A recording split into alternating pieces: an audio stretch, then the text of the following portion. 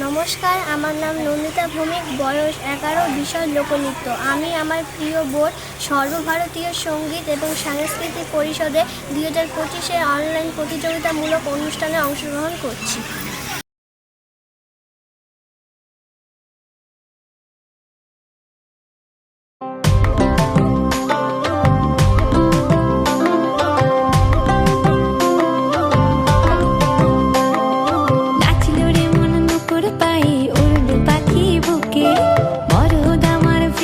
ঘরে ঘুরবো এবার সুখে, নাচলো রে মন নুপুর পায়ে, উড়লো পাখি বুকে।